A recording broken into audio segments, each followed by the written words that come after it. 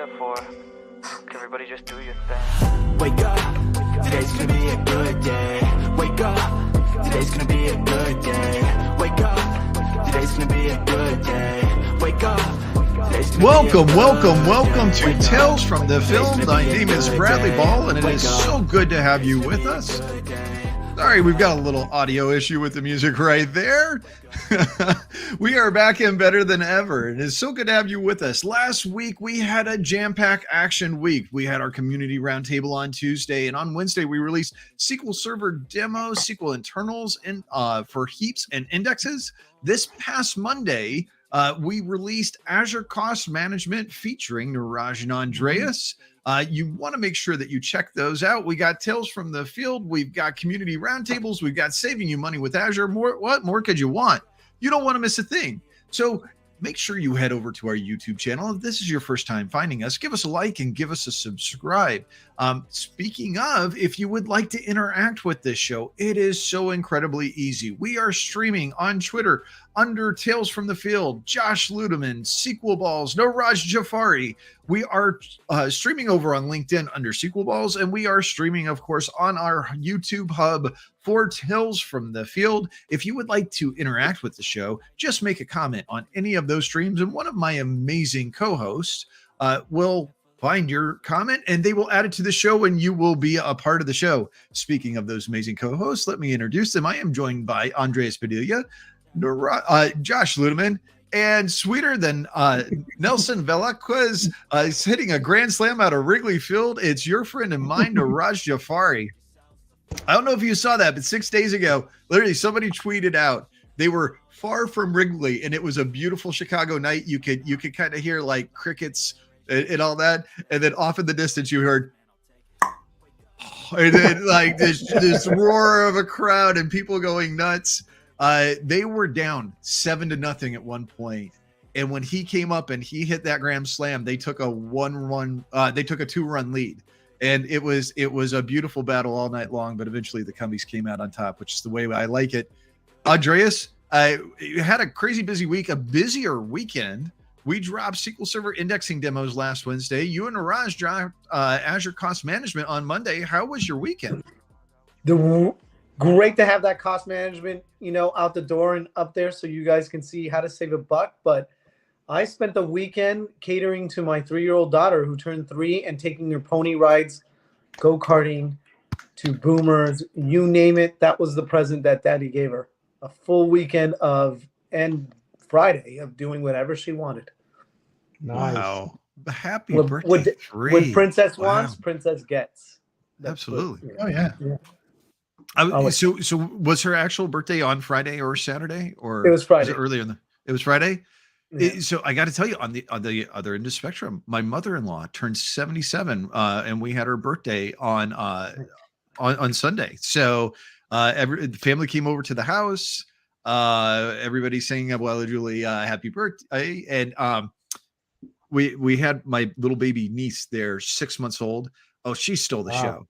Like I realized after the fact that we were all taking pictures of the birthday cake, but Ari was standing in front of the cake, and it was like Grandma Judy was off to the side, and it was like, oh, it really looks like it's the baby's birthday.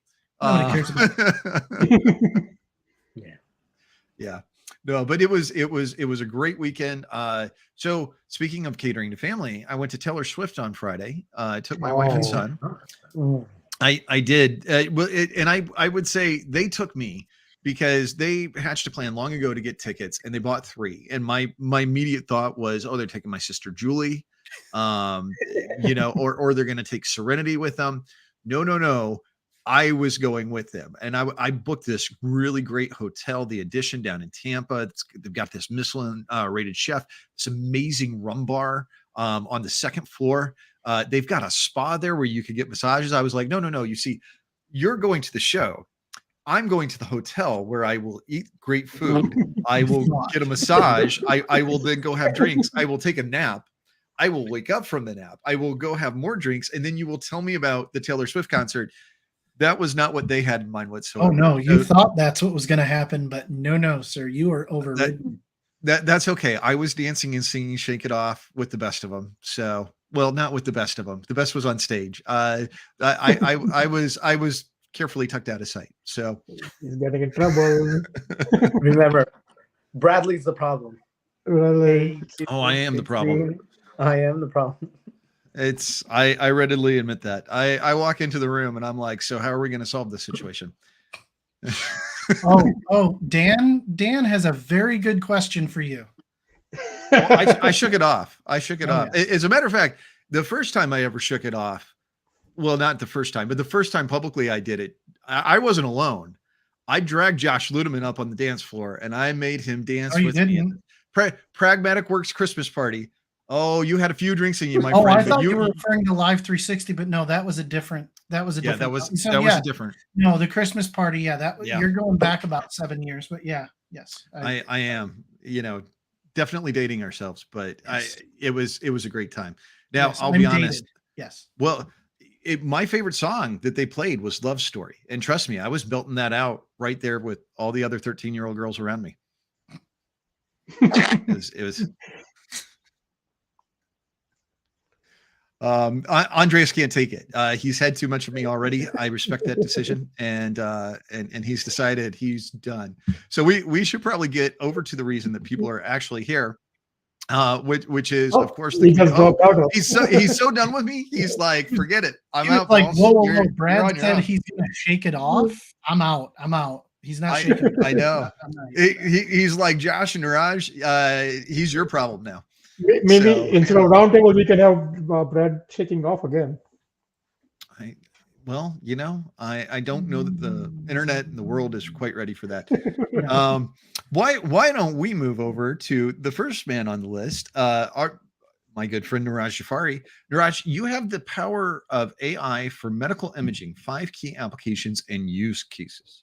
So I was just doing some research on use cases for AI, and then this came up. I mean, AI definitely is everywhere right now, but medical definitely is something that was a little bit interesting, just because I was just discussing this out with one of my friend who's a doctor.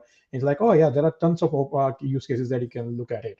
I mean, they have been using it for detecting breast cancers, heart attacks. I mean, if you look at all the use cases, what they are doing it up in, spotting neurological declines, that is definitely good for people who have Alzheimer's and all of them. Spotting, improving surgeries. I mean, that's something that they are definitely doing. And the lady has really given down why and where AI should be used. Consider AI is definitely, you should be very prevention to make sure that you do not use it wrongly. So definitely something to read about on this article. She has given all the advantages, pros and cons, what should be done on it. So there's something to look at. That is some great stuff. I absolutely love that. That's a great article, Neeraj. Yep. Andreas, looks like he's back to be able to help you out with the problem. Welcome back, buddy.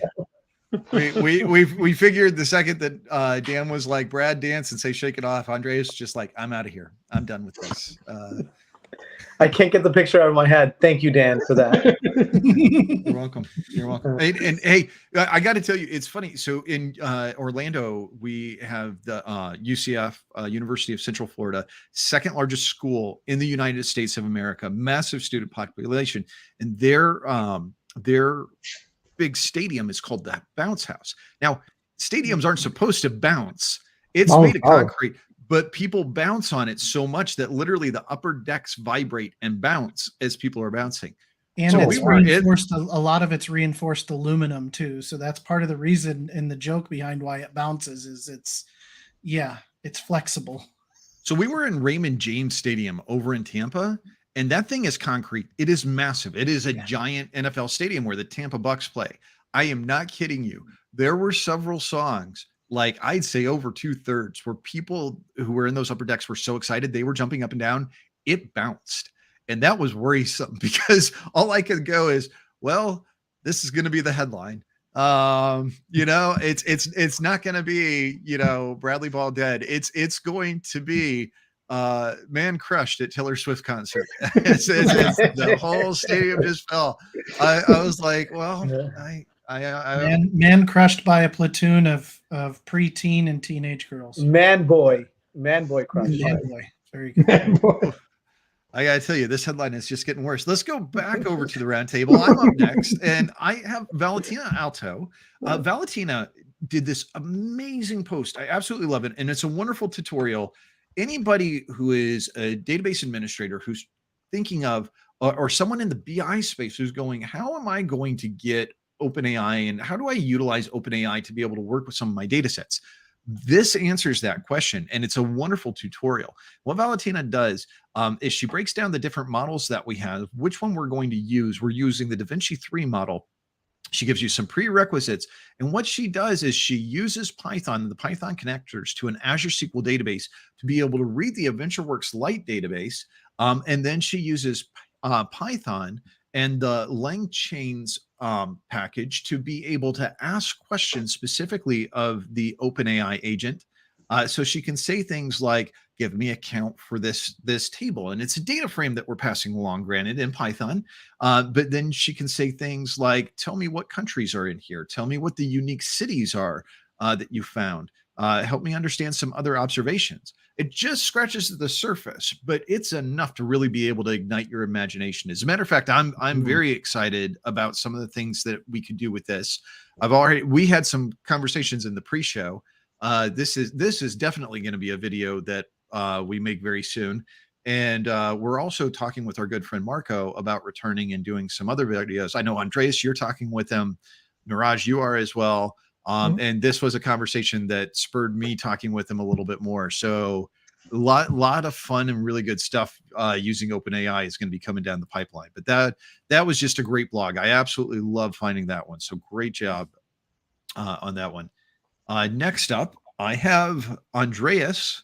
Andreas, we have integrating Azure OpenAI and Azure Speech Services to create voice-enabled chatbot with Python. I'm sensing a trend here. Yeah. I'm going to write your coattails here, Bradley. Yeah, this is a great article by Jiaodong Cheng.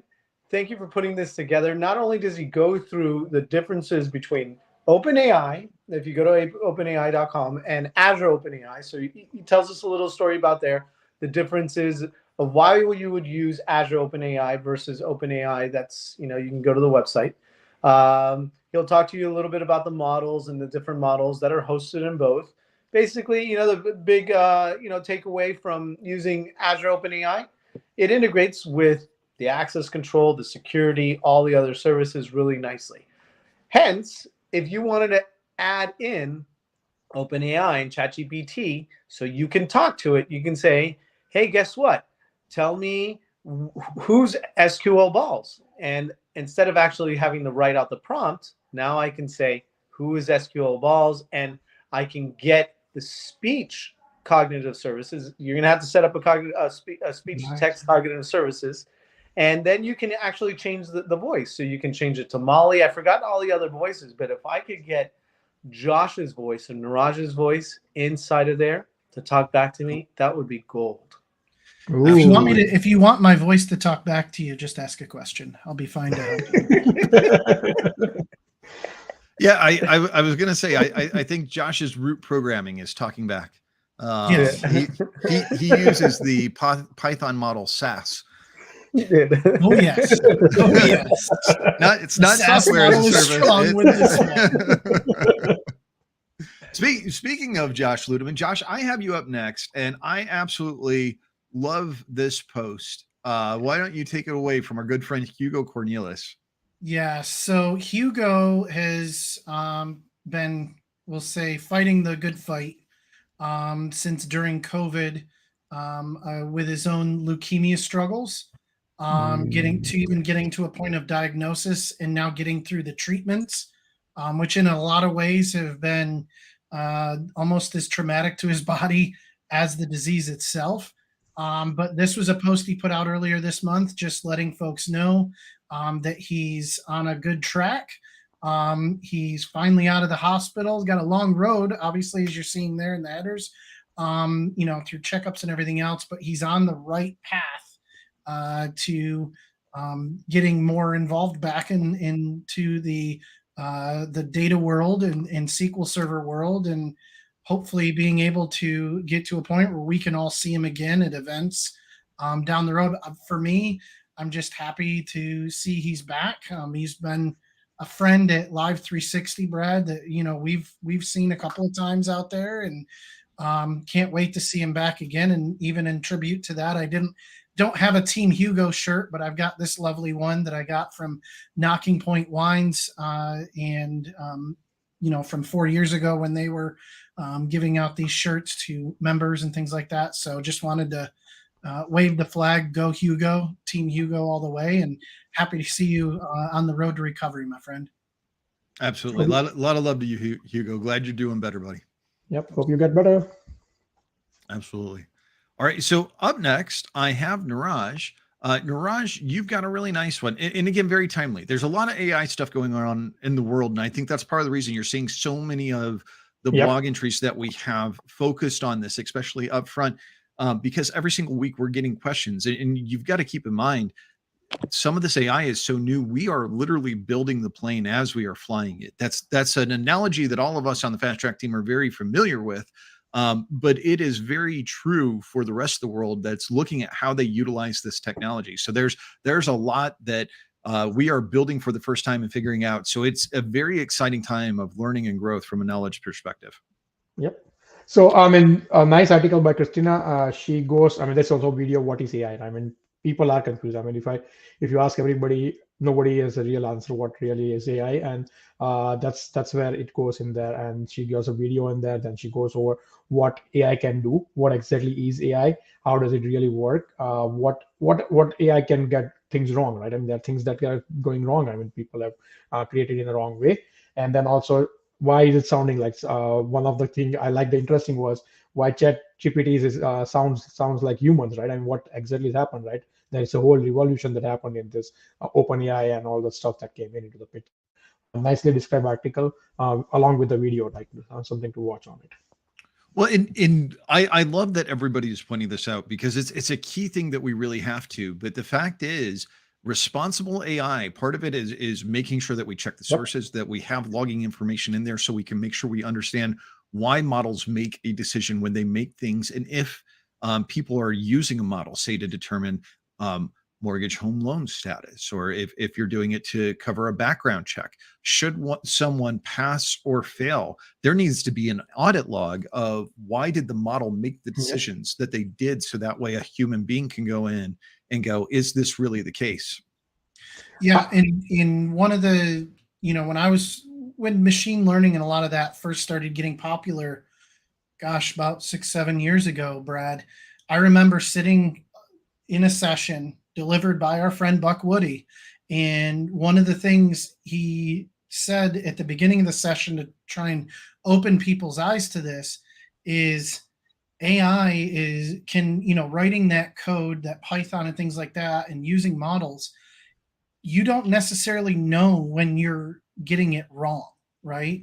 And so when you're writing the code for that, if you write bad SQL, right, it's going to come out with an error, right? SQL Server is going to come back and go, no, you're wrong. With AI, you're not necessarily going to get that because you could use a model incorrectly or in the wrong situation, and the output will still come out. You won't get a red flag saying, no, it's wrong. And so while machine learning, yes, is great and it has the possibilities of improving our lives, the one thing to remember is it's not always going to be right. There is a margin of error in there, and to be mindful of that. Yep. So, Josh, to add to you, I was looking at one of the LinkedIn article. Somebody said they tried OpenAI to pass an exam or something, and it completely failed on the exam. Now, I was looking at the writing and people discussing it out. One of the thing was like he had a completely wrong model in there. He assumed the model was correct, but the model was completely wrong. And somebody pointed out you should have used this, and it would pass your exam right away. It's completely wrong to use OpenAI to pass your exam, but something that he was trying it out as a curiosity, but wrong models, and he assumed that the OpenAI had the wrong data in there. That's something. And I've heard people comparing, like our age of AI models and things like that, even with science fiction like Star Trek. And they're like, well, we're not there yet because the models, were great, are great in the show, and they always did it right. And I was like, well, actually, if you go back to some of the episodes where the computer would run a simulation, and then like using a next generation example, you'd have Data and Jordy going in and you'd be like, well, actually the model didn't do this. And actually, if we do this, it'll work. So it was a case there even that the AI model wasn't perfect. It wasn't right. That they noticed that, recognized it, and tried to find a way around it. Absolutely. So moving slightly away from AI, I'm up next, and I've got a blog from T-SQL Tuesday by John McCormick, T-SQL stuff, taking it to the limit. Now, the last T-SQL Tuesday was a very interesting one. It was, what is the most fun script or procedure or statement that you've ever written? I'll be honest, I had a hard time putting my thoughts together, and I didn't write anything for this one. I realized a little late. I was like, oh, there's so many things I've done with movie data or with baseball data. And literally those things were driven by pure fun. And I'm like, I should have put some stuff in there about processes that I built, things that I did. That would have been a good blog for this. This one I thought was really interesting because specifically he was looking at the stuff function, and the stuff function inserts a string into another string. It deletes a specified length of characters, but it doesn't have a specific limitation documented it.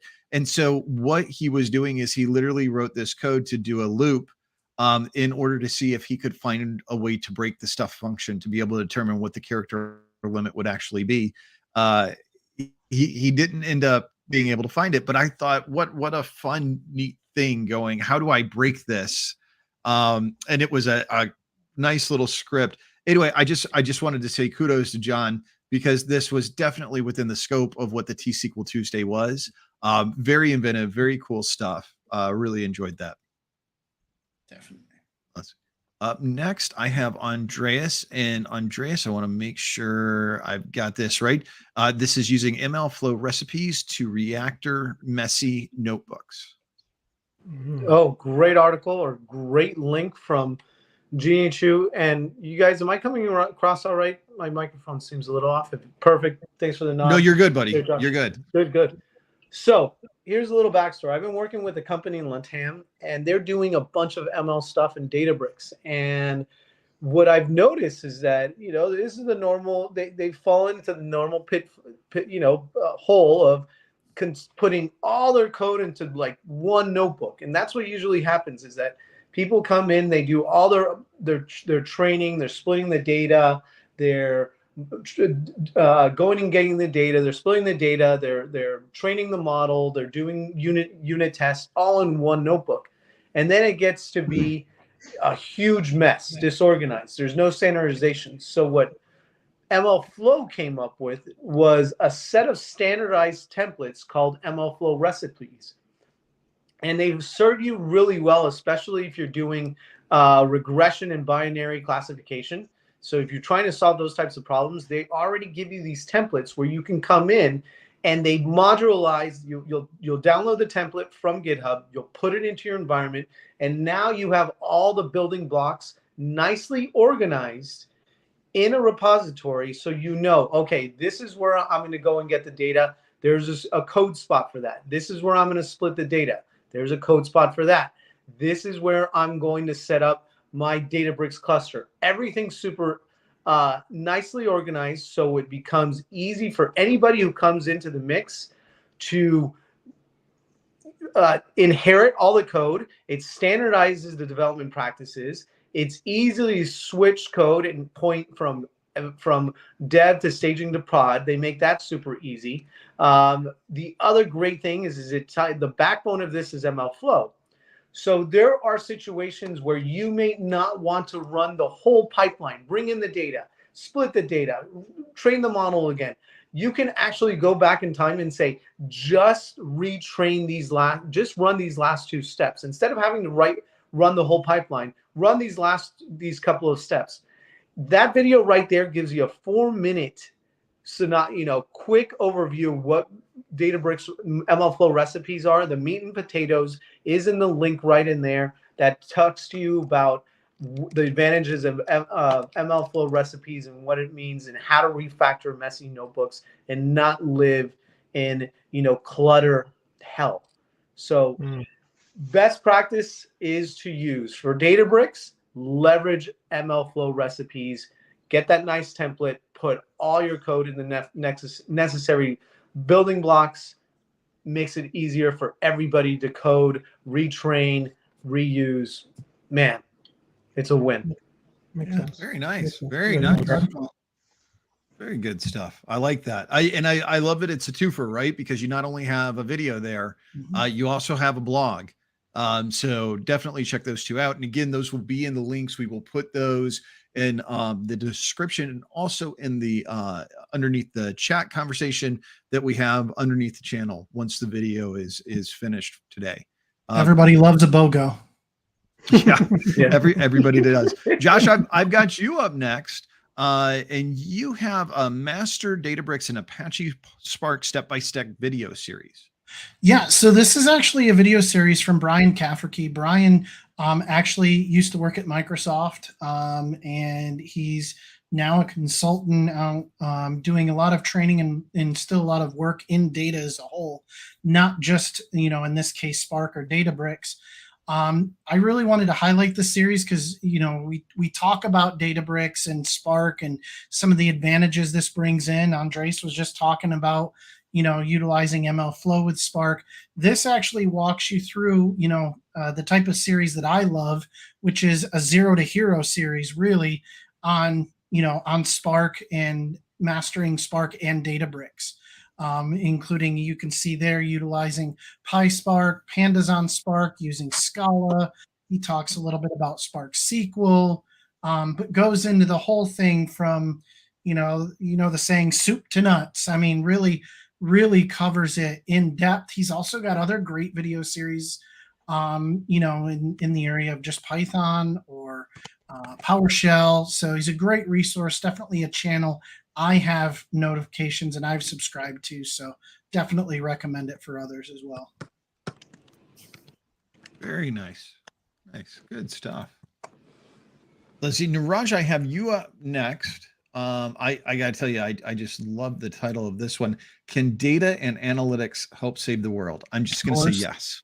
Yep. Yes. So, we have so much data out there, right? I've been discussing data, and that's zettabytes of data out there. So I was just looking at an article saying what really people do with all this data, right? And then I found this really good article by Troy.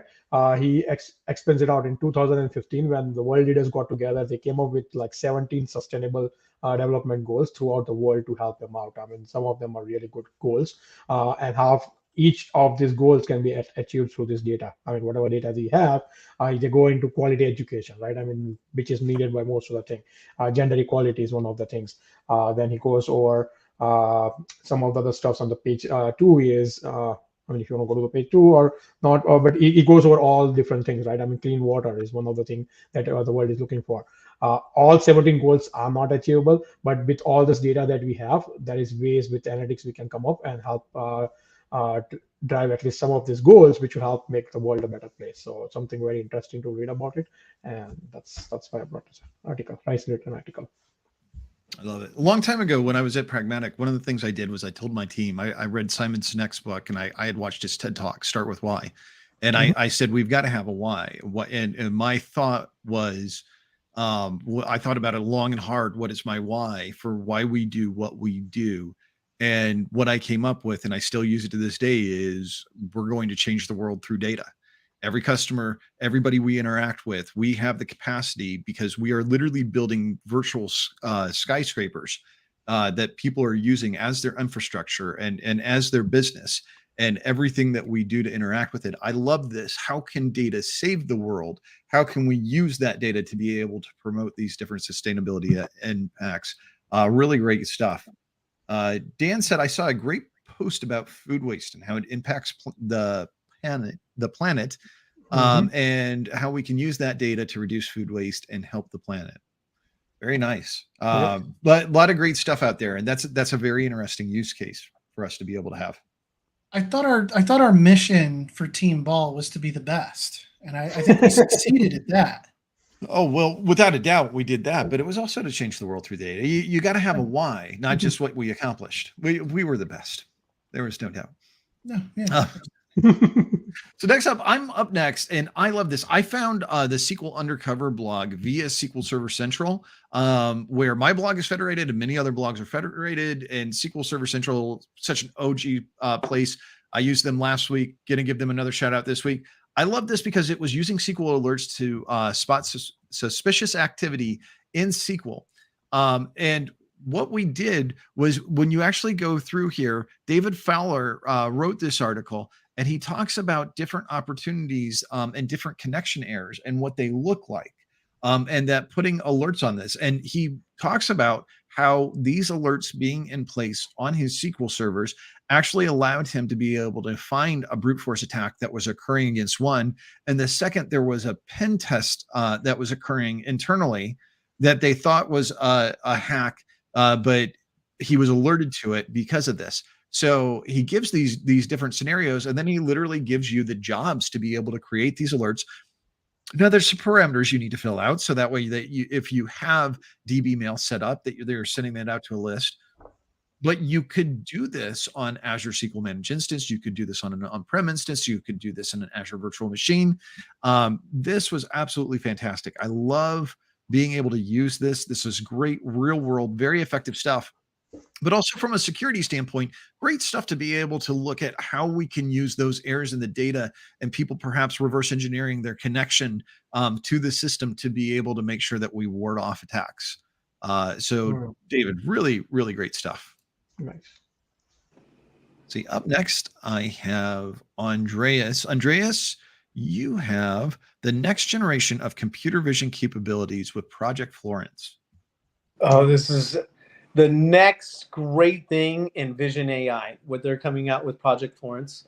So in this video, Seth Juarez and Adina Trevinescu, she actually explains all the advancements they've done in Vision AI and Vision Studio. And there's some great new capabilities in here. But one of the underlying, what I want you to know is that the new framework, what it did was take these large foundational models. That's the base layer. And that's exactly what you're seeing there. That's what you want to know. So they train those foundational models. Then you build off of those pre-trained models. You're going to create what are called adaptation models to do either Azure, image searches or text retrieval from images, object detection from there. So you get really so it makes it the Vision AI and the vision capabilities with images and video now is accelerated. You don't have to do you can just pinpoint what you want and not have to do this massive training of the model. And then she goes into some of the great capabilities for video, and some of it's astounding what they're doing. Now you can feed in video and it can do a complete summarization of the video. And then to do video search, let's say you're walking down the street and you'd be like, take me to the frame where the person fell. And then it will actually take you to the frame where the person fell. So if you're like, you have that in your front yard, it's your home, you're like, give me all the frames where people ride by on bikes. It'll summarize it for you and show you the frames where they are. So if you have hundreds and hundreds of hours of video, now I don't have to do that. Now I can just pump that video into these models and it'll bring me back that summarization. And that for image searches is extremely powerful. You can tell it, hey, give me for construction, maybe you have 1,000 images of drones. You're like, give me all the drones with 3 propellers, or give me all the images where everybody has a hard hat. Maybe you're trying to do manufacturing security or make sure that everybody wears a hard hat on site. We're like, well, if there's no hard hat, well, give me all the images where no one was wearing a hard hat. It'll easily refine that search for you. So it's really interesting stuff they're doing with Project Florence. Just remember, pre-trained model, adaptation model, a lot faster to create Vision AI solutions. Nice. I was going to say, it's not often that you hear something that you immediately go, I can see this happening in TV or a movie, right? But I can see them taking hours of video, like some type of surveillance thing. They're looking for somebody, or they're looking for a van or a truck that pulled up to be able to make the heist. And they go, let's scan the videotapes. They're like, no. They only do that in the movies. Let's feed all the video into the video indexer and then ask it where the truck is. And it's like, you could almost see they just need to get the right IT consultant. And that's what's going to happen. That'll be somewhere in a movie and as a line of dialogue, and it's going to be very realistic. So very cool stuff. Yeah. I worked with a customer utilizing those a few years ago, that they would actually get uploaded videos from their community, and they would classify them based off of what they were doing in the video using that algorithm, so that then it would route the video to the right person in their internal staff for review. So really neat technology. I love all that stuff. Yep. Very cool. So Josh, I have you up, and last but certainly not least, we had a lot of conversations on social media about this last week. And so what we're doing is we're looking at CitusCon, and their live keynote is going right there. So you tell me which screen you want to be on, but take it. No, this is great. We can start here. So right now, so that everybody's aware, it started at 9 Eastern or 9 Pacific, 12 Eastern today. It's going through to 12:30 Pacific, 3:30 Eastern. Today, the Americas version, North America, however you want to refer to it.